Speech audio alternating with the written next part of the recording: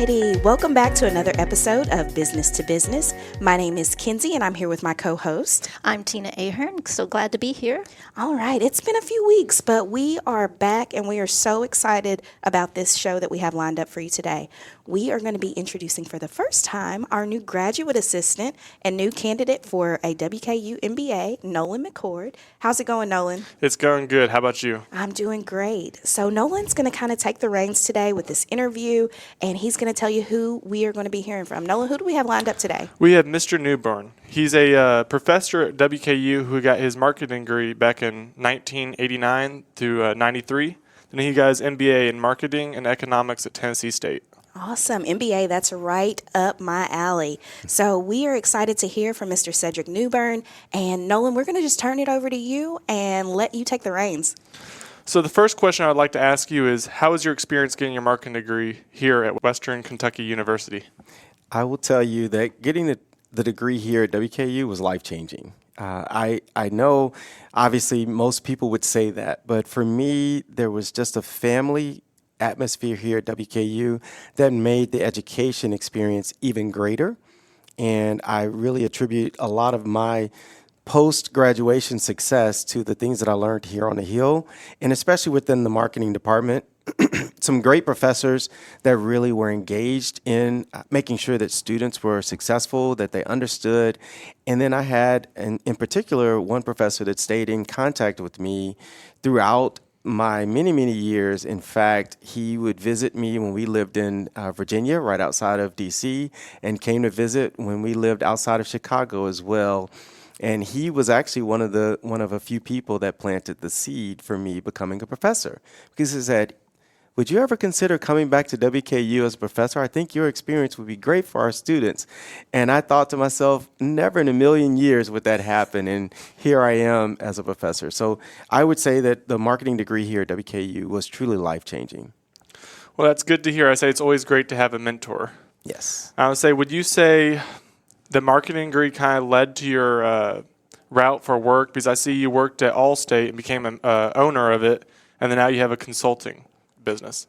Well, it was along the way. I'll tell you a little bit of a story about how I ended up, which will speak to the MBA as well as the move to marketing. When I graduated from WKU, I had interned with a nonprofit throughout the time that I was here at WKU, and when I started working for them full time, got recruited away by another nonprofit, and that nonprofit allowed me to put my toe in both the student, call it career development platform and fundraising efforts, as well as in marketing. And lo and behold, we had a change in leadership, I will say, where the person that hired me was no longer there. And there was a vice president that came along and said, "You don't know anything about marketing." Oh. And I'm like, "What are you telling me?" I mean, I was 23, 24 years old, hadn't even framed the marketing degree that I gotten from WKU yet, but I knew a lot about marketing. And the experiences that I had were unique in terms of trying to leverage very limited resources to engage the audience and our target customer who were not necessarily, let's just say they were not necessarily in a financial position to purchase the product or service that we were offering. And yet I was still engaging them and getting them to come in and also getting, great media coverage. And it was in that moment that I said I would never allow someone to tell me what I couldn't do. And so I went to enroll immediately in the MBA program.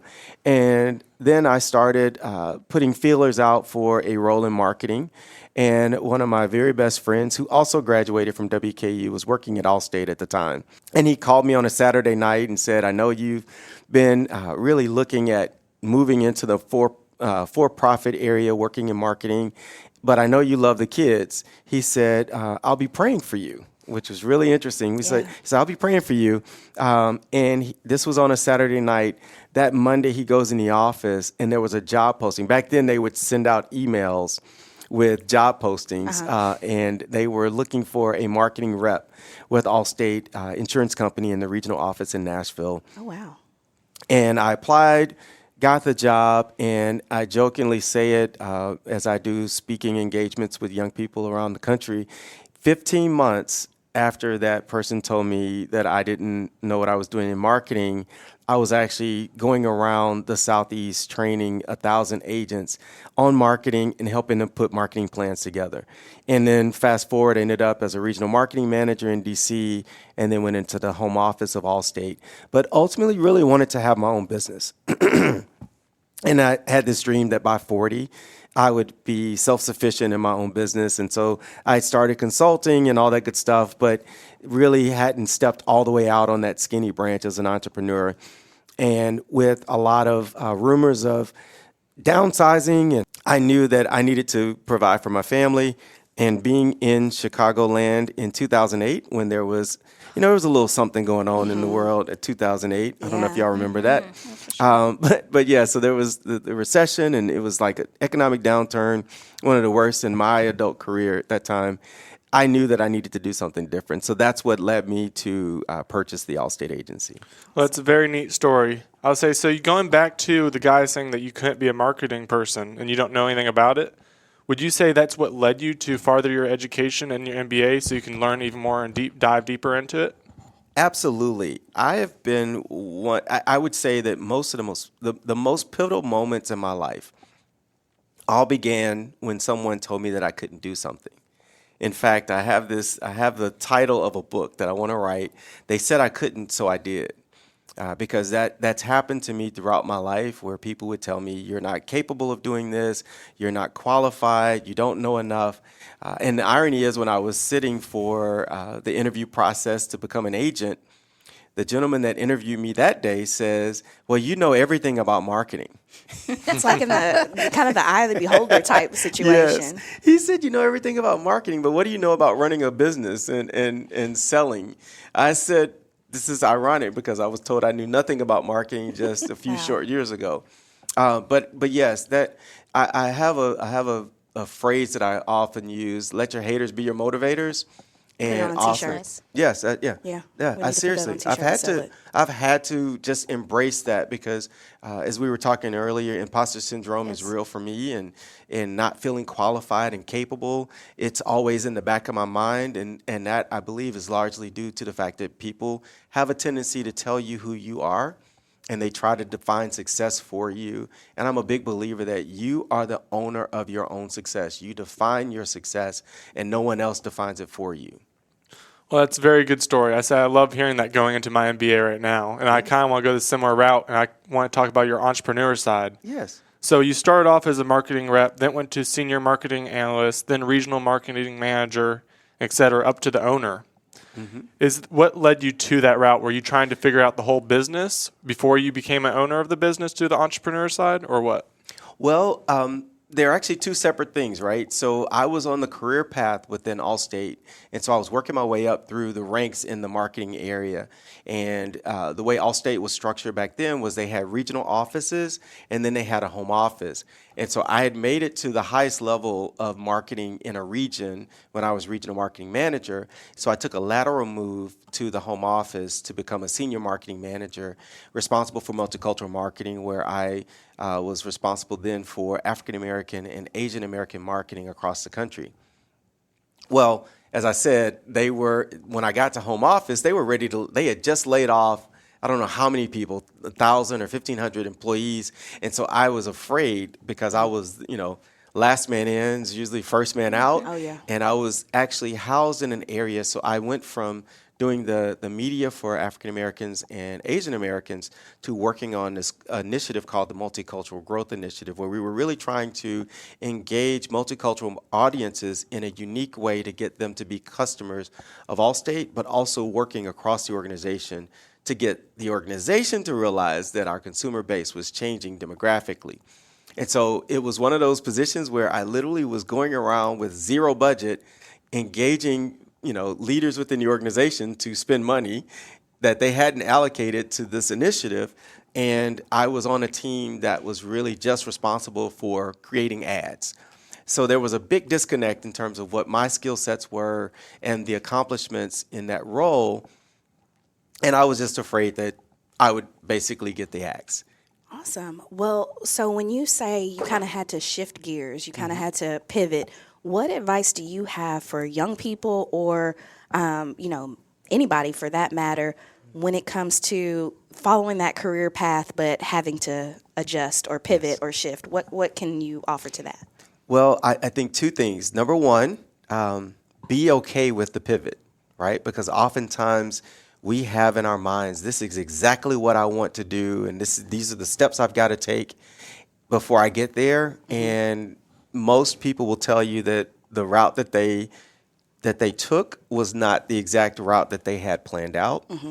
The second thing is make sure, and you mentioned it earlier, have people that can mentor you and walk you through helping you make those decisions, because I did not go it alone. I had a lot of counsel from close friends that I respect that also could give me guidance to help me think through. And ultimately, it was my decision, but I realized very quickly that, yeah, I need to make moves that are maybe unconventional, right? And so that's what led me to actually buying an Allstate agency, because never in a million years did I think I would be an Allstate agent. I had trained them. I had been involved on the corporate side, but never thought that I would be an agent.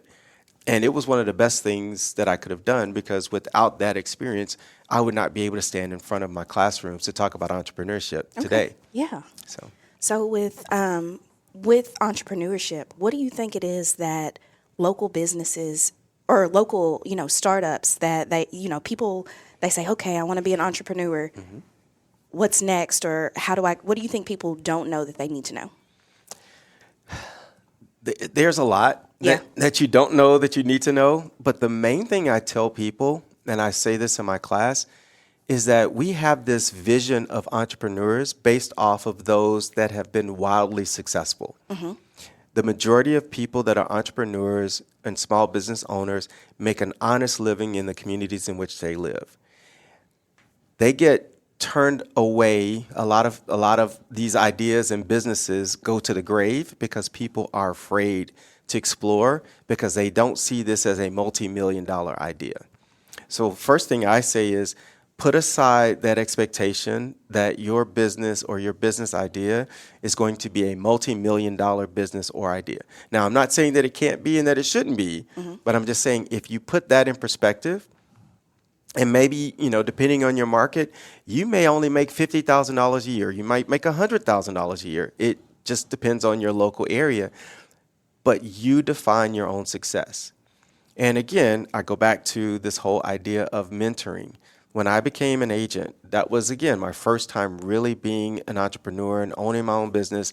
I needed a team. I had my advisors, so I had my accountant, I had my attorney. I had people that I could go to and say, how does this work? And what do I need to be prepared for? How do I get over this? What do I need to do about this?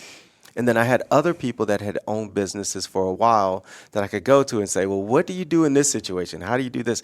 And so I had those allies and those resources to really help guide me along the way.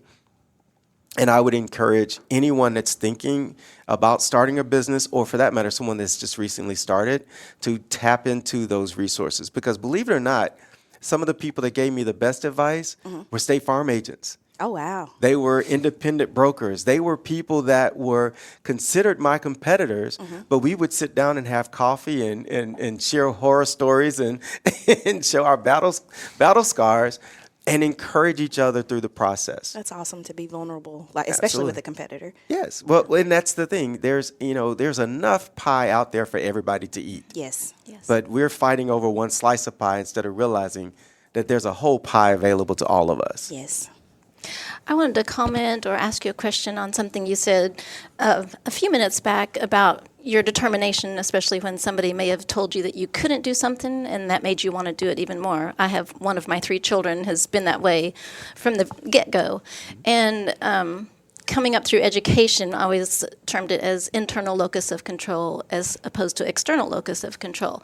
And do you see that, I know, as a personality trait, something that can be taught to students, or is it something you believe is more internal? It's just, nature and nurture and all that kind of thing.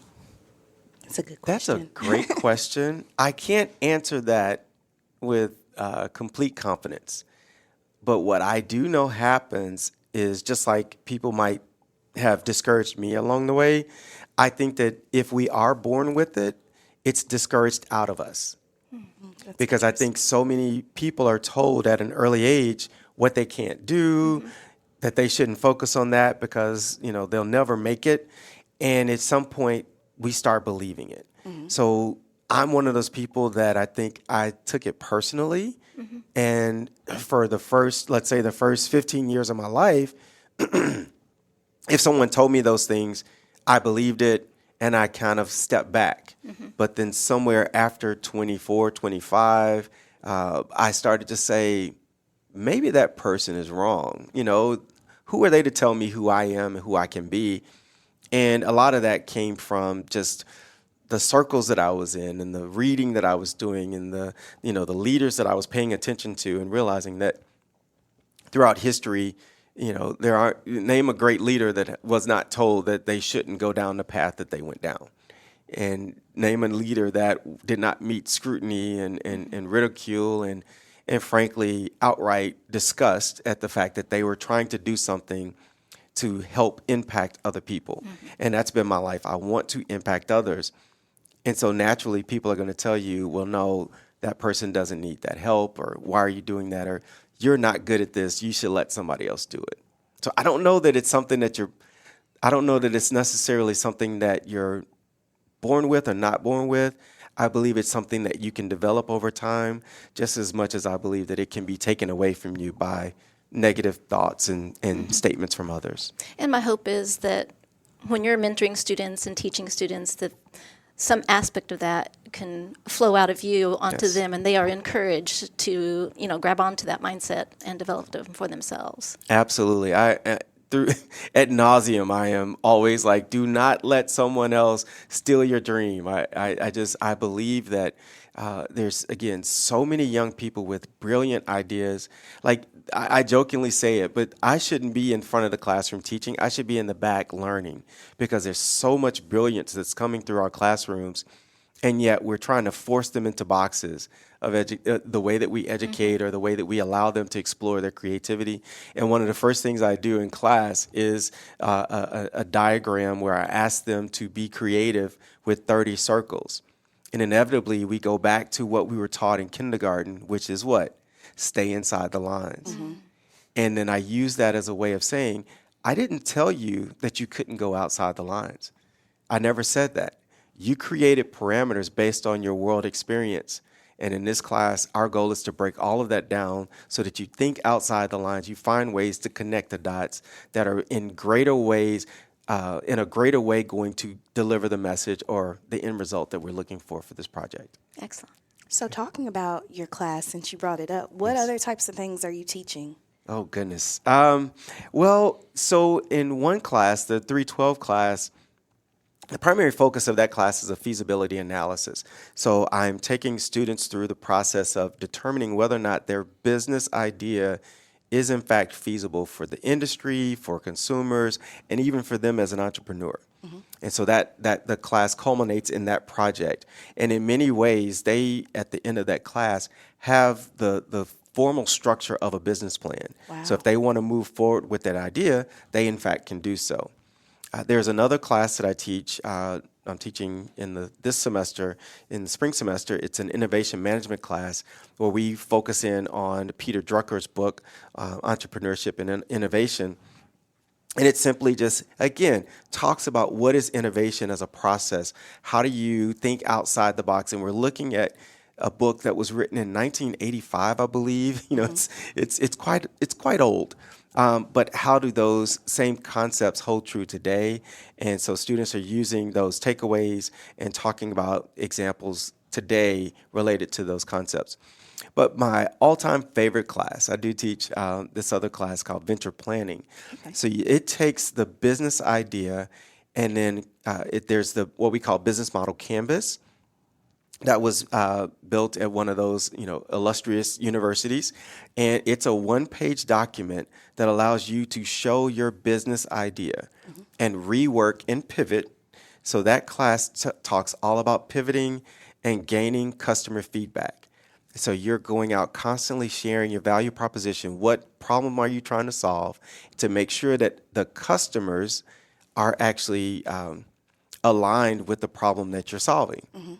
And if they're not, then you change it. You change your business. And I've had students that had started out in that class and their idea worked out great. They didn't really change a lot. Every interview affirmed for them that what they were doing was spot on. I had other students that had to pivot. They made adjustments. They learned some things, and it worked out to their advantage. I even had one group that started off doing an idea where they were going to decorate Airbnbs. Then they went to owning Airbnbs.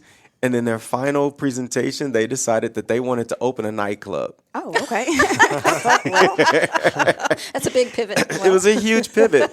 But again, it for me, it zeroed in on this notion that as entrepreneurs, you've got to take feedback and understand what's possible, what the market really is asking for, and then ultimately, how can you use the resources and skills that you bring to the table in order to make that come to life. Wonderful. Well, Nolan, I know we've kind of like hijacked your interview because Mr. Newbern is so intriguing, and I think that it's so awesome to learn about the great things that Gordon Ford Business College is. I mean, we have this talent and this success right here at home. To know that this is in Bowling Green, to know that students are learning this. I mean, can you imagine the talent that we're going to turn out of our college? Yes. And just the expertise that we have that's available to the community. I think that we are doing something different here. We're doing something new. And I think that bridge that we're building is, I mean, Bowling Green's already hot. Yes. Like it's just going to, I mean, it's going to continue. So I completely agree. Nolan, we'll turn it back over to you. So I want to hit back on the part of your consulting business. I see both your ownership of Allstate and the consulting business happen in 2010. Yes. And you talked about mentorship. Is that kind of why you opened up that? Because you wanted to say, all right, I've started doing it. I want to learn from others, but I also want to say my experience and help them grow their own ideas. Yes, that's in large part why. And again, I should say that the dates on Newbern Consulting are not accurate because I started Newbern Consulting technically in 95, I think it was, 94, 95. And then it just was not formalized, if you know what I mean. It was more of a sole proprietorship. And I would work with small business clients, helping them with marketing. But then in 2010, when I was on my way out of the corporate world, I thought, let me rehash this business. And I wanted to do more personal coaching and engaging business owners as well. And so to your point, I wanted to be able to give advice. For whatever reason, I don't know why this is, but people, I guess it's the friendly face and just that I have a kind heart. But all throughout my life, people have come to me asking for advice. Random strangers in Target, sometimes with just a hello, will go into a whole conversation with me asking for advice. And I see that as a blessing, so I make sure that I don't take that lightly and that I share my thoughts and ideas with them. But to your point, that was when I launched Newbern Consulting as both a coaching and a consulting practice. And so I've done both marketing consulting as well as some executive coaching for agents that were trying to start their business, as well as other people just wanting to launch small businesses themselves. That's very neat. So you basically use your passion, which throughout marketing, which is your whole niche and go-to and such, and kind of learn from others as you help them market to grow into, okay, so this is how I become an entrepreneur. I know marketing, I know ownership, and now I know how to promote it to others. Yes, exactly. I say, is there any advice you would like to tell students looking to get into the business world? I would say one piece of advice that I would share, and I know this is one that may be a bit controversial. Pay attention in your classes. I can tell you that a lot of what I did in the MBA program was relearn some of the things that I studied hard for a test but didn't learn it in undergrad. Yes. So I would say that make sure that you're paying attention. And I get it, there may be some things that you may not feel are going to be necessary for you moving forward, but still pay attention. You'd be surprised. A lot of what I do now are things, concepts that I learned in sociology and psychology classes. Those helped me out tremendously in marketing. Wow. So making sure that you're grabbing all the nuggets that you can along the way, that's critical. I also would tell you, be okay with the unknown. I think a lot of young people today are very stressed about making A's and having that perfect path to what's next.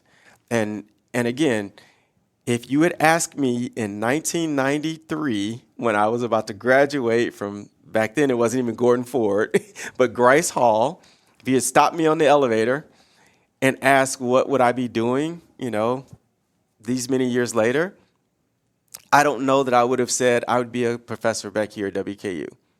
I would not have been able to fill in the gaps along the way, but every single step, every single position, every single opportunity, even my volunteer work.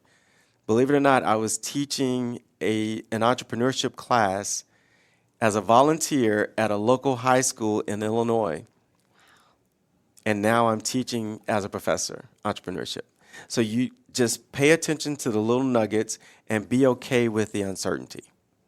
Well, that's good to hear. Going through my MBA right now, as I notice, I'm like, wow, economics, I probably should look back harder at instead of just focusing on the A every single time, because a lot of the class is very same, just it's more detail. Exactly.